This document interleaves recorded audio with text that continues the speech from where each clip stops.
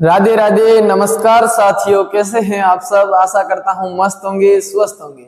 मैं हूं भूपेंद्र सिंह और आप सभी का आधार एजुकेशन सांचौर के इस ऑनलाइन प्लेटफॉर्म पर स्वागत करता हूं।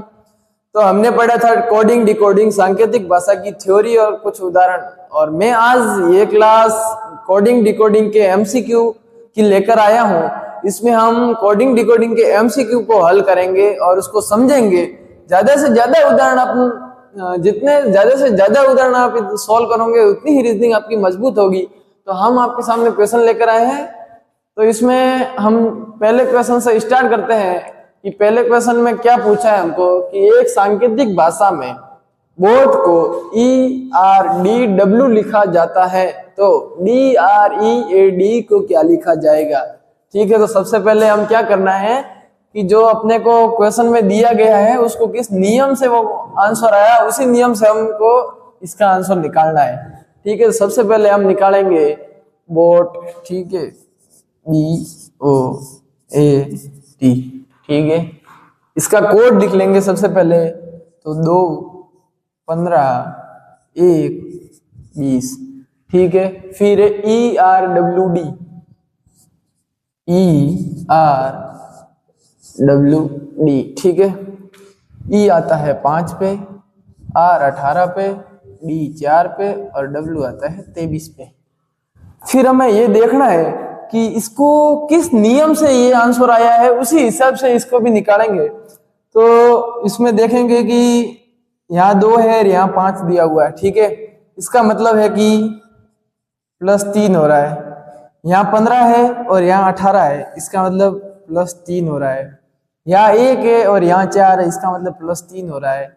यहाँ 20 है और यहाँ 23 है, मतलब कि +3 हो रहा है। ठीक है, इसके अगर आपको कोड याद है और आपने पता कर लिया कि इसके अंदर कौन सा नियम लग रहा है, तो आप क्वेश्चन को आसानी से हल कर पाएंगे। फिर इसको हल करेंगे अपन कि DREAD। ठीक है, D का कोड 4, R का 18, E का 5, A का 1, D का 4। ठीक है, क्या किया इन्होंने कि +3 किए सब में, तो हम भी इसमें +3 करके उसका आंसर निकालेंगे। ठीक है, 4 में +3 किया तो आया 7, 18 में +3 किया तो आया 21, 5 में +3 किया तो आया 8, 1 में +3 किया तो आया 4 और 4 में +3 किया तो आया 7। यानी कि 7 पे आता है G, 21 पे आता है U, 8 पे आता है H, 4 पे आता है D और 7 पे आता है G। इसका आंसर हो जाएगा GUHDG। ठीक है, इसका मतलब कि पहले का आंसर यह हो जाएगा। समझ में आया आपको कि सबसे पहले जो पूछा गया है उसका कोड लिख लेना है, फिर जो आगे उसका आंसर दिया हुआ है उसका कोड लिखना है, फिर उसमें अंतर निकालना है कि इसके अंदर कौन सा नियम लागू हुआ और कैसे हो रहा है। उसी सेम हिसाब से आगे वाले क्वेश्चन को भी हल करना है, अपने को आसानी से उत्तर मिल जाएगा। और ऐसे ही आप सभी को ये कोडिंग डिकोडिंग वाले क्वेश्चन हल करने हैं। आपको बस इसके कोड याद होना सबसे जरूरी है। अगर कोड याद है तो आप आसानी के साथ इस ऐसे क्वेश्चंस को चुटकियों में कर दोगे। ठीक है ना। अब हम दूसरा क्वेश्चन हल करेंगे। इसमें क्या पूछा है, यदि CANOE के लिए सांकेतिक भाषा में IFRRG है तो म्यूजिक के लिए क्या होगा। ठीक है, तो सबसे पहले हम लिखेंगे CANOE। ठीक है, फिर इसका कोड लिख लेना है अपन को 3, 1, N 14, O 15 और E 5। ठीक है, फिर CANOE को सांकेतिक भाषा में IFRRG लिखा जाता है, तो फिर इसका कोड लिख लेना है। ठीक है, IFRRG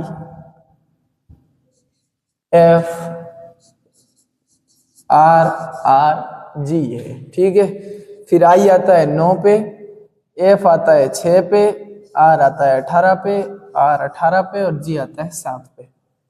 फिर देखेंगे कि इसके अंदर कौन सा नियम लागू हो रहा है। ठीक है, तो ये देखेंगे हम यहाँ पे सबसे पहले जोड़ करके देखना है, फिर घटाव करके देखना है, फिर भी आंसर नहीं मिले तो गुणा करके देखना है, ठीक है ना।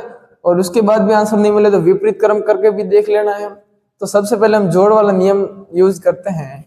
यहाँ 3 है और यहाँ 9 है, इसका मतलब +6 हो रहा है।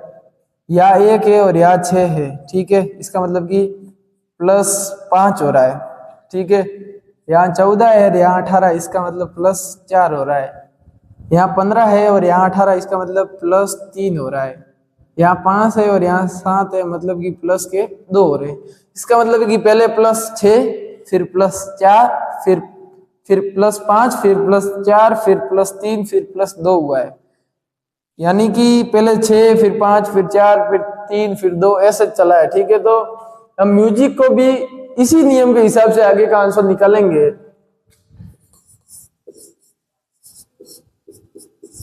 ठीक है, इसका कोड लिख लेंगे कि M 13 पे, U आता है 21 पे, S आता है 19 पे, I 9 पे और C आता है 3 पे। इन्होंने क्या किया है, पहले प्लस के 6, मतलब 13 में +6 किया तो आया 19, फिर +5, 21 में +5 किया तो आया 26, ठीक है। फिर +4, 19 में +4 किया तो आया 23, फिर +3, मतलब 9 में +3 किया तो आया 12, फिर +2, मतलब 3 में +2 किया है तो 5, ठीक है। इसको अब इसके नंबर्स अल्फाबेट्स लिख लेंगे। 19 पे S आता है, 26 पे Z आता है, 23 पे W आता है, 12 पे L आता है और 5 पे E आता है। तो इसका राइट आंसर हो जाएगा SZWLE, ठीक है। तो इसका आंसर हमें मिल गया है कि यदि क्वेश्चन था CANOE के लिए सांकेतिक भाषा में IFRRG है तो म्यूजिक के लिए क्या होगा, तो इसका आंसर होगा SZWLE, ठीक है। समझ में आ गया आपको। तो हम नेक्स्ट क्वेश्चन करते हैं।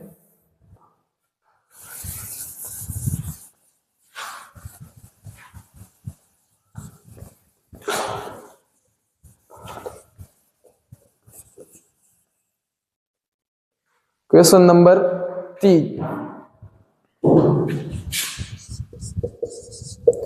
क्वेश्चन नंबर 3 में पूछा है कि यदि क्रोन के लिए सांकेतिक भाषा में BHNXM है तो बोर्ड के लिए क्या है, ठीक है। तो सबसे पहले उसकी मीनिंग लिख के उसकी कोड लिख लेंगे CROWN,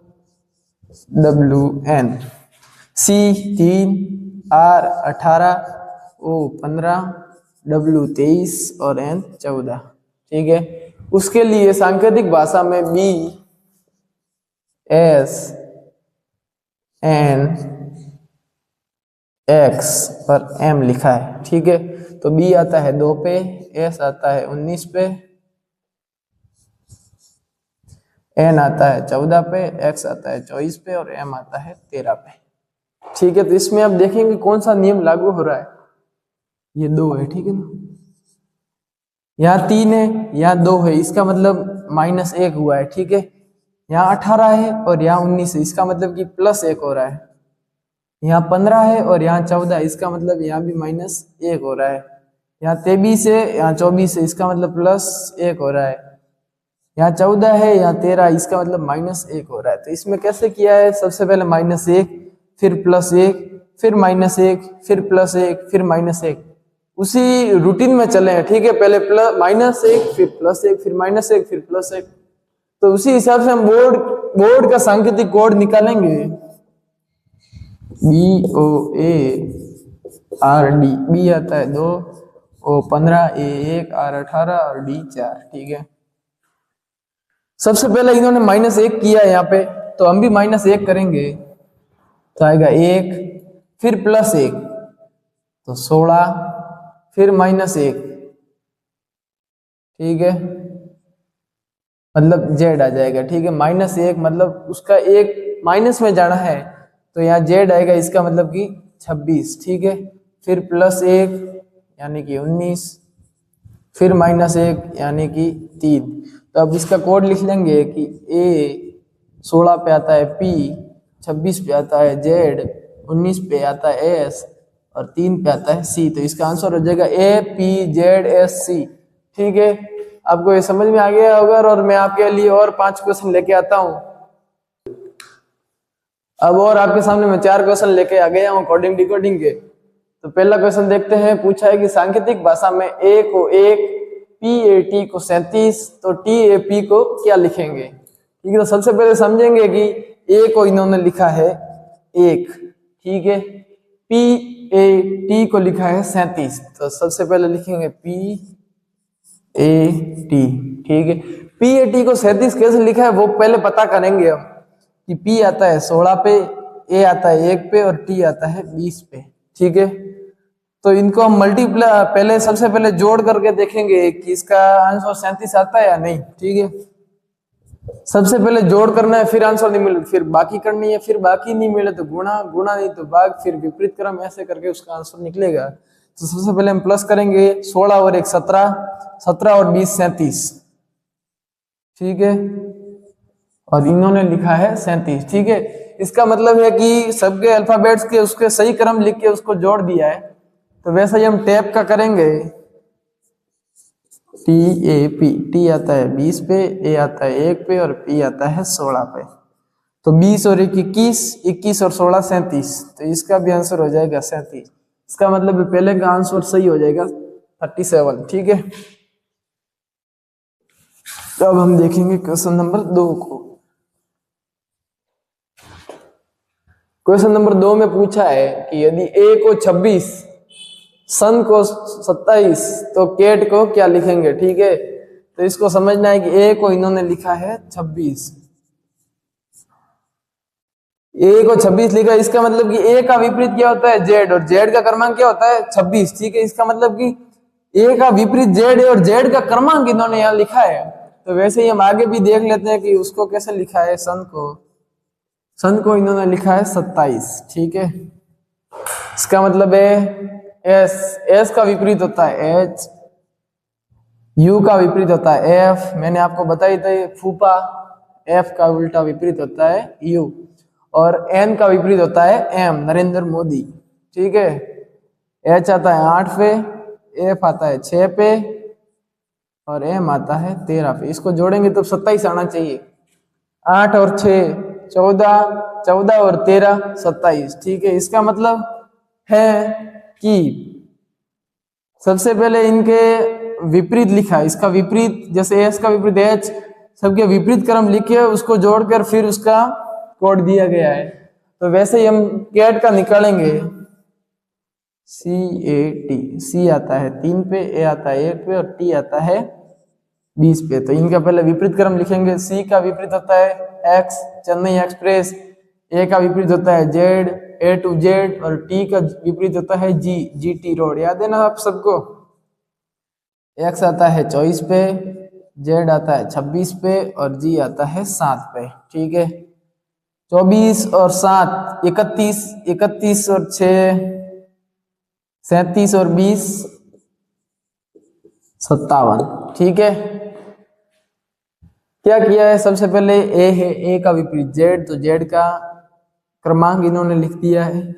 सन, तो S का विपरीत H, उसका क्रमांक लिखा, U का विपरीत है उसका क्रमांक लिखा, N का विपरीत M, उसका क्रमांक लिखा, फिर उसको जोड़कर उसका आंसर लाया। ठीक है, उसी प्रकार कैट का विपरीत C का विपरीत X, A का विपरीत Z और T का विपरीत होता है G। ठीक है, तो X का कोड 24 और Z का विपरीत होता है, Z का कोड होता है 26 और G का होता है 7। तो उसको जोड़ के कोड आ गया 57। इसी प्रकार हमारे कैट को हम लिखेंगे 57। समझ में आया आपको।